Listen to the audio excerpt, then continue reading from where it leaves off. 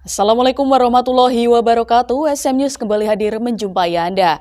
Beragam informasi menarik akan kami sajikan untuk Anda selama 30 menit ke depan. Bersama saya Dena Miawati dan berikut USM News selengkapnya.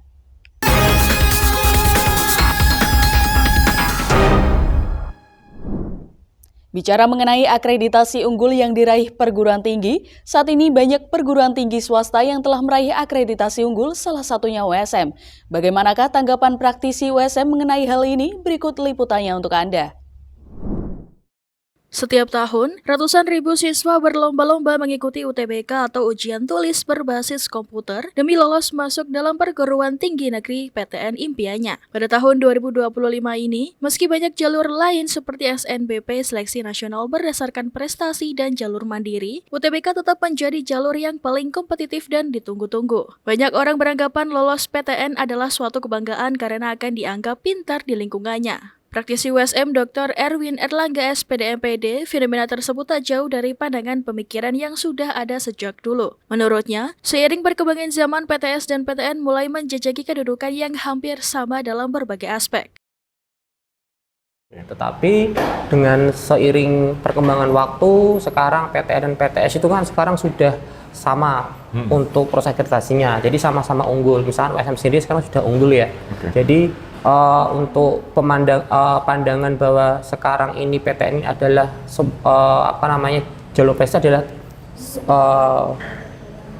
udah terkikis ya seperti itu ya. Dan sekarang di PTS itu banyak yang sudah unggul termasuk USM ini. Dan yang kedua adalah terkait dengan biaya ya seperti itu. Untuk biaya sekarang juga PTN juga lebih tinggi daripada PTS seperti itu karena ada biaya pembangunan, kemudian SPP-nya, dan sekarang banyak mahasiswa juga akhirnya memilih PTS sebagai salah satu tujuan dari studinya. Terlepas dari statusnya sebagai negeri atau swasta, lembaga pendidikan telah mengantongi golongan akreditasinya masing-masing. Semakin baik akreditasi suatu lembaga atau jurusan, akan semakin ketat juga persaingan masuknya. Dari sinilah munculnya keyakinan tentang kualitas PTN lebih baik dibanding PTS. Bahkan bukan hanya dari segi akreditasi, berbagai perbedaan mulai dari fasilitas, biaya, dan tenaga pendidik juga menjadi bahan pertimbangan, di mana PTN dianggap masih lebih baik dibanding PTS. Dr. Erwin Erlangga mengungkapkan saat ini pemerintah telah menyamakan fasilitas dari PTN maupun PTS yang sudah terakreditasi unggul dari berbagai aspek. Toh saat nanti nggak masuk PTN tuh nggak akhir dari segalanya gitu. Jadi kita masih punya banyak jalan, di PTS juga banyak sudah unggul, dan pemerintah itu sekarang sama-sama terakreditasi adalah sama. Jadi entah itu PTN, PTS, jika sudah terakreditasi unggul, maka semuanya juga sudah unggul dari segi dosen, sarpras, layanannya, dan sebagainya. Dan dari PTS pun sekarang dari segi dosennya juga sudah doktor ya, sudah penyayang doktor, kemudian layanannya lebih responsif ya, magangnya juga magang internasional, kemudian juga proses UKM kemahasiswaannya juga sudah beragam ya. Ini saya belum promo ya USM sendiri. Digelar di Gedung Nusantara DPR RI bersama dengan Ketua DPR RI dan petinggi PUIC, Presiden Republik Indonesia resmi membuka konferensi Parliamentary Union of the OIC Member States PUIC ke-19. Praise and gratitude we extend to all. Presiden Prabowo Subianto resmi membuka konferensi Parliamentary Union of the OIC Member States atau PUIC ke-19 atau Persatuan Parlemen Negara Anggota Organisasi Kerjasama Islam atau OKI tahun 2025 di Gedung MPR DPR DPD RI di Senayan, Jakarta pada Rabu malam lalu. Pembukaan secara simbolik dengan menabuh gendang bersama oleh Prabowo, Puan, dan Ketua Parlemen Partai Gading Adama Bigtogo. Dalam sambutannya, Prabowo Subianto menyampaikan rasa syukurnya setelah Indonesia dipercaya menjadi tuan rumah sesi ke-19 perkumpulan parlemen negara-negara Islam tersebut. The President of the Republic of Indonesia. Pada hari yang baik ini, di tanah Jakarta yang hangat, saya menyampaikan rasa syukur dan kebanggaan bahwa Indonesia dipercaya menjadi tuan rumah sesi ke-19 Perkumpulan Parlemen Negara-Negara Islam, Parliamentary Union of OIC member countries.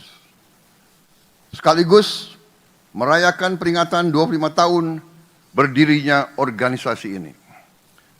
Perkumpulan Parlemen Negara Islam ini lahir dari kesadaran bersama bahwa dunia Islam membutuhkan wadah kebersamaan antara lembaga parlemen dalam menghadapi tantangan global dan untuk membela kepentingan umat Islam dimanapun. The exchange of governance experiences among parliaments.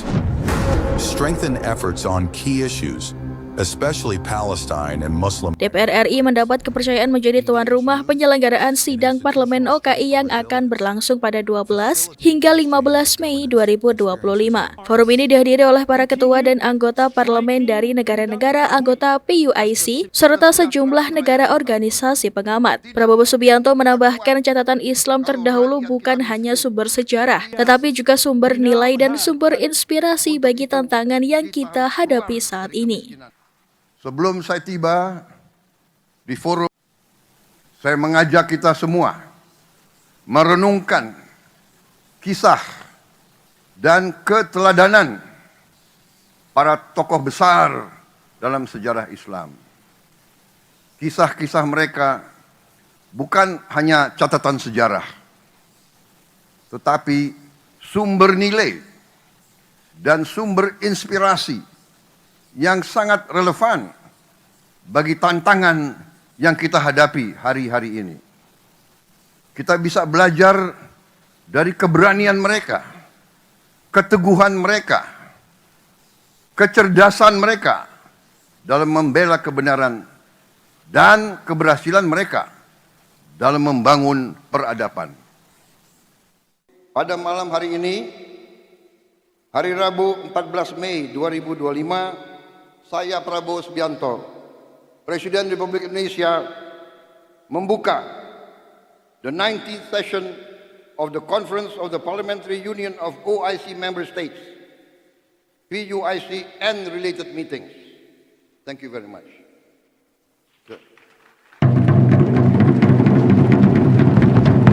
The 19th session of the Conference of the Parliamentary Union of OIC Member States and related meetings is now officially open. Bertujuan untuk membangun mental dan karakter dari para relawan, Korps Sukarela Unit Markas PMI Kota Semarang resmi melantik 27 relawan setelah menjalani pendidikan dan pelatihan dasar.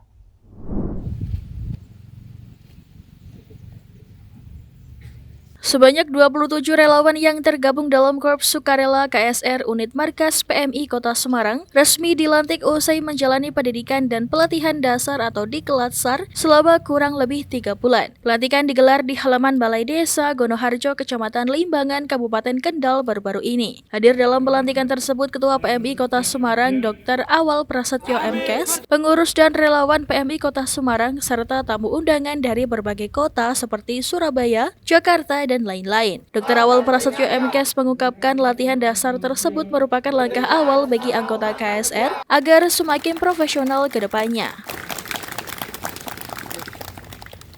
Ya, akhir dari kegiatan latihan dasar bagi KSR merupakan awal dari banyak kompetensi yang harus diraih dan didapatkan oleh para anggota baru Korps Sukarela PMI Kota Semarang untuk semakin menjadi profesional di dalam memberikan layanan kepada masyarakat, utamanya apabila terjadi bencana, apabila terjadi ancaman kemanusiaan yang menurunkan kualitas hidup dan kesejahteraan umat manusia. Dikelatsar ini diakhiri dengan pendidikan lapangan atau diklab yang dilaksanakan selama 4 hari di Madini dan Perumahan Gunung Ungaran. Ketua Bidang Anggota dan Relawan Wiwit Rijanto SHMH berharap dengan dilaksanakannya latihan dasar ini dapat menciptakan relawan yang tangguh. Mudah-mudahan mereka bisa mengikuti apa yang disampaikan oleh pendamping dan pelatih, yang mana untuk membangun mental dan karakter mereka dalam survival nanti di hutan, di Medini dan Perumasan itu, mereka diuji ketahanannya, ya.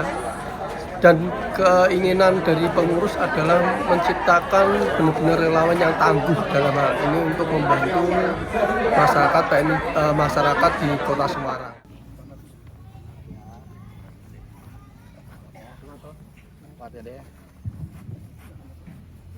Kami bersedia dan meringankan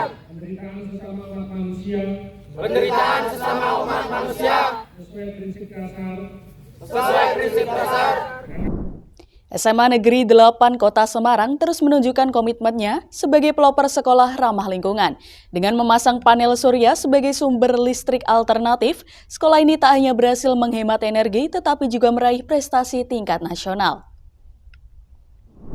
Di tengah isu krisis energi dan pemanasan global, SMA Negeri 8 Kota Semarang hadir dengan solusi nyata. Sekolah ini sukses menghemat tagihan listrik hingga 10% berkat pemasangan panel surya dan program hematan energi. Tak hanya itu, mereka juga meraih juara 1 tingkat nasional untuk kategori gerakan hemat energi dan air tingkat Provinsi Jawa Tengah. Inovasi ini tak henti di situ, SMA Negeri 8 juga memanfaatkan air wudhu dari penggunaan masjid sekolah untuk mengisi kolam ikan di bawah masjid. Bahkan air hujan pun ditampung untuk menyiram tanaman. SMA Negeri 8 Kota Semarang juga memiliki program Jumat Energi, di mana para siswa diwajibkan berangkat berboncengan menggunakan sepeda motor. Selain untuk mengurangi emisi karbon, ini juga melatih kebersamaan antar siswa. Kita berupaya membuat sebuah program sekolah hemat energi gitu nggih. Dengan harapan dengan adanya program itu bisa meningkatkan kesadaran dan kepedulian siswa, tidak hanya siswa tapi warga sekolah secara umum di SMA 8 ini tentang pentingnya penghematan energi ini, terutama air, listrik dan juga BBM. Nah, kemudian kita pada waktu itu membentuk tim. Kita kan sekolahan kita sudah adiwiyata. Nah, kemudian kita bentuk lagi satu tim yang kita beri nama tim hemat energi dengan berbagai macam program. Nah, dengan berbagai macam program itu harapannya bisa meningkatkan kesadaran tadi. Sementara itu, Ketua Program Hemat Energi SMA Negeri 8 Kota Semarang, Egy Hendri Irawan menegaskan bahwa penghematan 10% listrik di sekolah bukanlah tujuan utama, namun untuk membangun kesadaran lingkungan sejak dini. Seperti program Jumat Energi yang membuktikan bahwa perubahan kecil bisa berdampak besar. Lebih lanjut, Egy menyebutkan dengan langkah nyata seperti ini, SMA Negeri 8 Kota Semarang tak hanya menghemat energi, namun juga menciptakan generasi yang peduli terhadap lingkungan. Jadi kita mengikuti program ini sebenarnya sudah tahun kedua ya. Di tahun pertama kita alhamdulillah di juara 2 dan tahun berikutnya ini sudah juara 1. Biasanya kalau sudah juara 1 itu kita tidak akan diikutkan untuk tahun berikutnya. Kemudian mengenai jumlah penghematan kita, sebenarnya target kita bukan dalam target penghematan yang begitu, tapi kita membiasakan kepada seluruh siswa. Prosentasenya yang kita bisa hemat itu karena kita penggunaannya di sekolah itu sudah maksimal, kita bisa menghemat 10% saja itu sudah dibilang suatu kata yang luar biasa. Jadi kalau penghematannya ditanya berapa besar itu kurang lebihnya sekitar 10%. Itu dilihat dari apa? Dilihat dari tagihan listrik kita yang setiap tahun cenderung turun. Hana Nurifa melaporkan dari Kota Semarang, Jawa Tengah. Ratusan atlet muda dari berbagai daerah bersaing dalam kejuaraan panahan di Kudus, Jawa Tengah. Kejuaraan panahan yang masuk dalam kalender Persatuan Panahan Indonesia Perpani menjadi ajang mengasah atlet belia untuk mencetak atlet panahan internasional yang siap bersaing di ajang nasional hingga internasional. Bertempat di Super Soccer Arena Kudus, Jawa Tengah, lebih dari 400 atlet panahan usia muda dari sekolah dasar dan madrasah ibtidaiyah dari berbagai daerah di tanah air meramaikan kejuaraan panahan yang digelar Persatuan Panahan Indonesia atau Perpani bekerja sama Bakti Olahraga Jarum Foundation dan Make Life. Atlet muda panahan terbaik beradu fokus mencuri poin tertinggi untuk menggondol predikat juara. Kejuaraan Make Life Archery Challenge Seri 1 kali ini merupakan masuk dalam kalender Perpani dalam upaya pembinaan sejak usia dini, mewujudkan atlet belia yang menjadi pemain panahan profesional yang siap bersaing di ajang yang lebih tinggi tingkat nasional maupun internasional. Salah satu atlet mengaku sebelum mengikuti ajang ini telah mempersiapkan jauh-jauh hari untuk membawa medali kemenangan ke Jepara. Dirinya sudah menekuni olahraga panahan sejak kelas 3 SD dan ingin mengikuti jejak kakaknya yang sudah lebih dulu menjadi atlet panahan. Lomba panahan Milk Life. Tadi dapat juara apa? 1, juara 1. Kalau mulai persiapannya sih kelas 2, tapi kalau mulai lomba-lomba kayak gitu tuh kelas 3. Sekarang kamu kelas 6. Itu sudah berapa tahun? Berapa tahun ya? 3 tahun kayaknya. Apa ya kira-kira? Ya kayak menantang gitu. Menyenangkan sih. Awal bisa suka panahan? Karena mau nerusin usaha mau nerusin kakak. Nerusin apa? Nerusin panahan.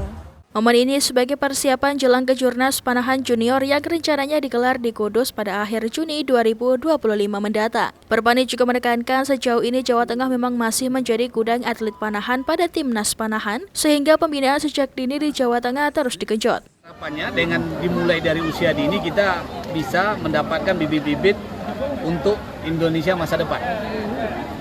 Tapi udah mulai terlihat belum Pak dari panjang penyelenggaraan dari hari pertama sampai hari ini? Kalau dari kita melihat dari skor dari jaraknya itu cukup kompetitif, itu sudah mulai dikatakan skornya itu tidak terlalu jauh lagi tertinggal dengan daerah lain. Jadi sudah mulai nampak kalau dari peserta dan skornya pun kita lihat dari event yang pertama, yang kedua, yang ketiga ini skor yang ada di sini itu meningkat terus. Itu bukti dari pembinaan di daerahnya berjalan. Dalam kejuaraan panahan belia kali ini digelar 4 kategori perlombaan dan setiap kategori 2 nomor pertandingan. Rencananya kejuaraan panahan usia belia serupa series kedua bakal digelar pada Agustus 2025 mendatang. Dari Kudus, Eni Ayu Lestari melaporkan. Menu untuk makan bergizi gratis atau MBG di Kabupaten Blora semakin bervariasi, namun dengan tetap memperhatikan gizi bahkan sempat ada menu mie ayam.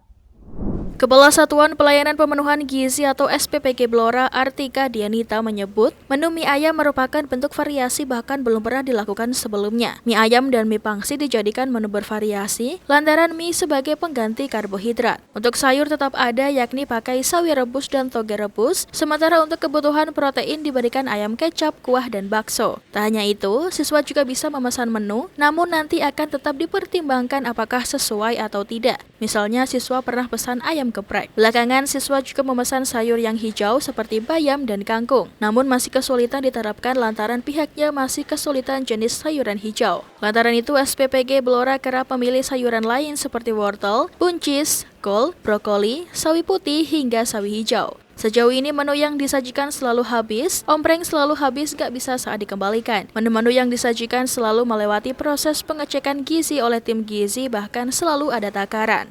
Dalam minggu ini kita memberikan menu berbeda dari biasanya seperti mie ayam pangsit. Di sini kita menggunakan mie itu sebagai pengganti karbohidrat, sayur tetap ada, kita menggunakan sawi rebus sama toge rebus. Kemudian untuk proteinnya kita menggunakan ayam kecap kuah sama bakso. Untuk variasi menu tiap hari seperti apa sih Bu? Kalau kita untuk variasi menu kita ada siklus menu 10 plus 2, jadi dalam 10 hari itu kita memiliki 10 jenis variasi menu. Itu disampaikan ke sekolah enggak variasi menunya gitu? Kalau variasi menu itu menjadi rahasia kami, jadi biar sekolah itu merasa surprise juga ketika mendapatkan menu-menu yang berbeda dan bervariasi. Sementara untuk antisipasi agar tak terjadi kelalaian sehingga berujung keracunan seperti di daerah lain, pihaknya selalu melakukan pengecekan bahan makanan. Bahkan andai ada bahan yang rusak dan gak sesuai akan dikembalikan termasuk bila ada yang kadaluarsa. Pemirsa, sebagai lembaga kepolisian tertua di Amerika Serikat, US Park Police adalah satuan pengamanan nasional pertama dengan yurisdiksi semua taman nasional di Washington DC, kota New York, San Francisco, dan lainnya. Tim VOA mengajak Anda melihat satuan berkuda unit tertua US Park Police yang dibentuk oleh Presiden George Washington abad ke-18. Informasi ini sekaligus menutup perjumpaan kita hari ini. Saksikan terus WSM News hanya 2SM TV. Saya Dena Miawati dan seluruh kru yang bertugas pamit undur diri. Terima kasih. Wassalamualaikum warahmatullahi wabarakatuh. Pasukan Berkuda merupakan unit tertua dan kebanggaan kepolisian Taman Nasional AS. Walau dibentuk 1934 hanya dengan seekor kuda yang disewa dari peternak lokal, ini merupakan tradisi yang sudah dimulai ratusan tahun sebelumnya. So the agency was formed in 1791 by George Washington, and our mounted patrol was formed with one horse in 1934. I'm pretty sure though horses have always been a part of the gig because the city was founded with horses.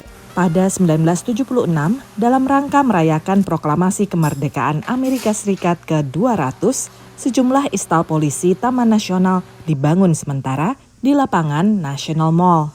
Pihak National Mall menilai istal yang usianya hampir 50 tahun ini perlu direnovasi sebagai bagian dari sejarah Washington DC. The horses of the mounted unit patrol the National Mall. They're really a friendly equine presence. You know, they can greet and guide the public and make sure everyone stays safe. You know, they say that one mounted patrol officer is worth 15 officers on the ground because of that presence they have when they're on horseback.